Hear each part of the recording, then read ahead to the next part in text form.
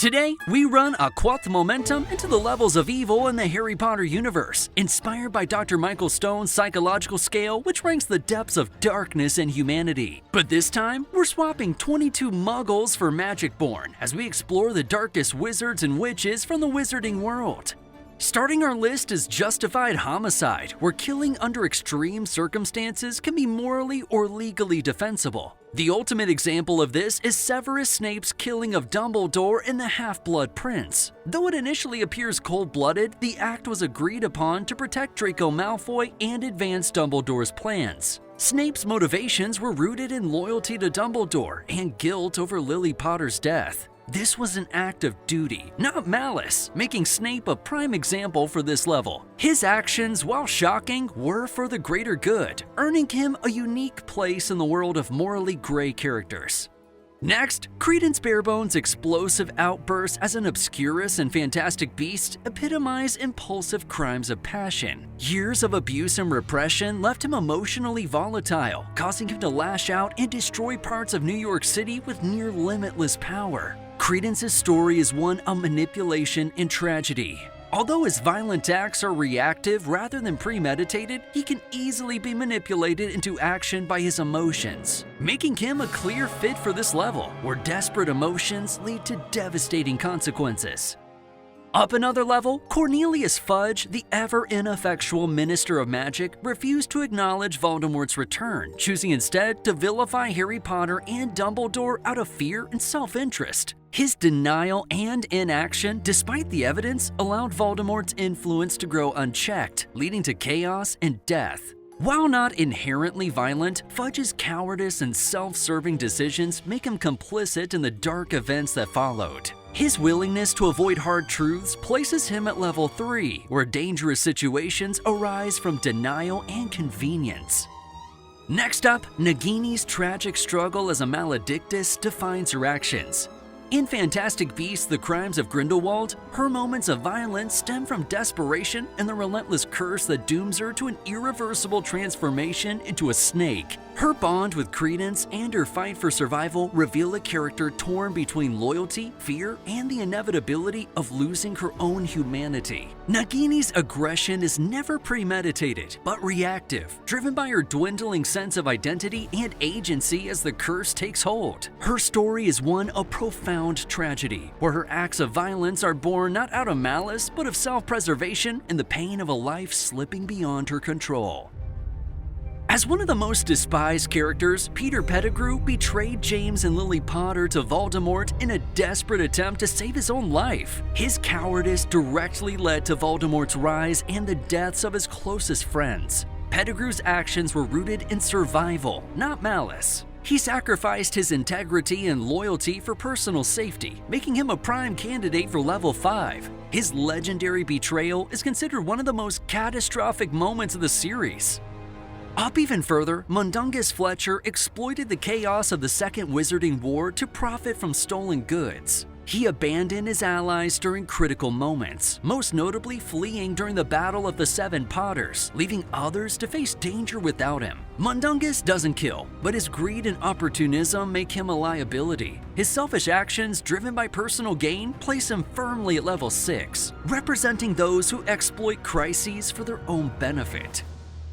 Next, Dolores Umbridge's reign as High Inquisitor at Hogwarts demonstrates a masterclass in manipulation. Her psychological torture, authoritarian policies, and willingness to enforce Voldemort's regime show her aptitude for indirect cruelty. Umbridge's actions reveal a love for control and a lack of empathy. Though she rarely kills, her bureaucratic tyranny places her firmly at level 7, where harm comes from calculated manipulation rather than direct violence. Higher still, Rita Skeeter's tabloid journalism thrives on ruining lives. Her fabricated stories about Harry and Hermione added fuel to the fire during Voldemort's rise, spreading misinformation and sowing discord within the wizarding world. Rita's malicious disregard for truth and exploitation of vulnerable subjects in her quest for clicks make her a textbook level 8 villain. While not physically violent, her words cause harm, and she uses chaos to elevate herself at others' expense. Up next, Emmerich is so evil it's literally in his name. This dark wizard, infamous for his brutal reign, exemplifies depraved indifference through his ruthless pursuit of power. Wielding the Elder Wand, Emmerich didn't just kill those who opposed him. He slaughtered indiscriminately to maintain control, leaving devastation in his wake. His actions were driven not by ideology or necessity, but by a sheer disregard for human life. Emmerich's legacy is one of chaos, destruction, and senseless violence. His lack of concern for the lives he destroyed, whether they were enemies or innocents, makes him a chilling figure who perfectly fits level 9. At level 10, Fenrir Greyback's predatory focus on children as targets for werewolf attacks cements his place here. His goal of spreading fear and lycanthropy to create werewolf soldiers for Voldemort demonstrates his inhumanity. Greyback's cruelty stems from his belief in his own superiority and his desire to dominate those he considers weak or less than. His horrific actions, fueled by hatred and predation, make him the embodiment of this level. Next up, Delphine, the daughter of Voldemort, is driven by an obsessive need to bring back her father and prove herself worthy of his legacy. Her plot to rewrite history and punish Harry Potter's side is fueled by jealousy and a thirst for revenge. Delphine's actions are deeply personal, rooted in emotional turmoil and a twisted devotion to Voldemort. Her dangerous fixation makes her an ideal fit for level 11, where jealousy and vengeance drive deadly deeds. Higher still, Lucius Malfoy's obsession with power and influence defines his role as a Death Eater. While not ideologically loyal to Voldemort, Lucius willingly aids in numerous atrocities, including smuggling Tom Riddle's diary into Hogwarts, endangering countless lives. His ambition blinds him to the cost of his actions, as he prioritizes family prestige over morality. Lucius's descent is marked by cowardice when Voldemort's power wanes, highlighting his self-serving nature. His role as a power-hungry manipulator willing to kill or harm for his own social standing earns him a clear spot at level 12. Elevating the evil another level, Amicus and Electo Caro were the face of Voldemort's cruelty at Hogwarts during his brief reign. Appointed as professors, they enforced pure-blood ideology with fanatical zeal. Students suffer from their brutal punishments, with some facing the Cruciatus Curse for minor infractions. Their sadistic pleasure in inflicting pain overshadowed any ideological loyalty. The Caros thrived on chaos and cruelty, embodying the depravity of unchecked power. They fit level 13 as villains who kill and punish with a fiery passion, driven by personal malice rather than calculated strategy. Next, Loxias, a notorious dark wizard, claimed the Elder Wand through murder, setting off a reign of terror. His pursuit of the wand wasn't about ideology or justice. It was about domination and personal ambition. The Elder Wand amplified his bloodlust as he eliminated rivals to secure his supremacy. His greed eventually led to his own demise, as one of his followers betrayed him to claim the wand for themselves. Loxias exemplifies level 14 with his willingness to kill for power, wealth, and self-importance. Up next, Antonin Dolohov is among Voldemort's most dangerous Death Eaters, responsible for numerous murders during both Wizarding Wars. He killed Fabian and Gideon Pruitt, fought fiercely in major battles, and inflicted severe injuries on Hermione Granger during the Battle of the Department of Mysteries. Dolohov's murders are detached and methodical, making him a cold-blooded enforcer for Voldemort's cause. His lack of emotional connection to his victims, combined with his cold efficiency, cements him at level 15. Up next, Walden McNair, the Ministry's executioner and a loyal Death Eater, epitomizes ruthlessness. Known for sentencing magical creatures to death, McNair brings the same cold brutality to his work for Voldemort. He participated in the rebirth of Voldemort and carried out violent missions without hesitation. Unlike torturers like Bellatrix, McNair is a straightforward killer. He doesn't prolong suffering. He gets the job done with swift, vicious precision, making him a perfect fit for level 16.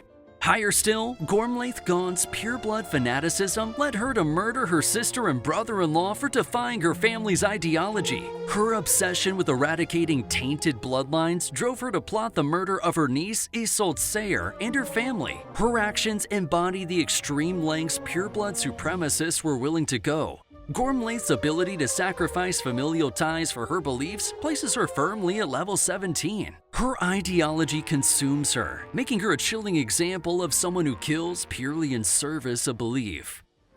If that wasn't enough, Barty Crouch Jr. was one of Voldemort's most devoted followers, committing calculated murders to further his master's cause. From torturing the Longbottoms into insanity to orchestrating Cedric Diggory's death, his killings were deliberate and methodical. Crouch Jr. thrives on targeting specific individuals to achieve Voldemort's goals, making him a textbook level 18 villain. His strategic victim selection for serial murder make him uniquely dangerous. Perhaps even worse, Bellatrix Lestrange's sadistic joy in causing pain is the stuff of legend. She tortured the Longbottoms into insanity, killed Sirius Black during the Battle of the Department of Mysteries, and terrorized Hermione Granger during the war. Bellatrix thrives on the suffering of her victims, delighting in every scream and plea. Her actions are fueled by fanatical devotion to Voldemort and a complete lack of remorse, solidifying her as the quintessential level 19 villain. Our third most evil, Grindelwald's final rise to power showcased his willingness to massacre entire communities to achieve his vision of wizarding dominance. His followers spread terror across Europe, using fear and torture to consolidate his control. Grindelwald's ability to inspire others to commit unspeakable acts makes him even more dangerous. Grindelwald's combination of charm and cruelty highlights his capacity for extreme violence. His ambition to dominate the world, regardless of the cost, places him firmly at level 20. As the second most evil figure in the wizarding world, Lord Voldemort's reign during the Second Wizarding War represents the height of calculated corruption. His campaign was not just about achieving power, but about annihilating any opposition, instilling fear, and asserting dominance over wizards and muggles alike. Voldemort employed psychological warfare as much as physical violence, targeting Harry Potter and his allies with relentless torment. From physically torturing their loved ones to invading their minds, Voldemort sought to break his enemies before destroying them. Public executions of Muggleborns and those deemed traitors became commonplace under his rule, turning fear into a pervasive weapon to maintain his sadistic control. And at level 22, Herpo the Foul stands as the ultimate symbol of evil in the wizarding world. Known for creating the first Horcrux, Herpo committed premeditated murder to shatter his own soul, introducing one of the darkest forms of magic. He also bred the first Basilisk, a deadly serpent capable of killing with a glance, leaving terror and destruction in its wake. Herpo's actions were calculated and cruel, designed to secure power and immortality at the cost of countless lives. As the architect of some of the darkest magical practices, Herpo epitomizes boundless psychopathy, cementing his legacy as the most evil figure in magical history. It must be said that only the most loyal servants of evil make it this far in the story. So, thank you for your dark devotion. And remember, the Dark Lord shall rise again.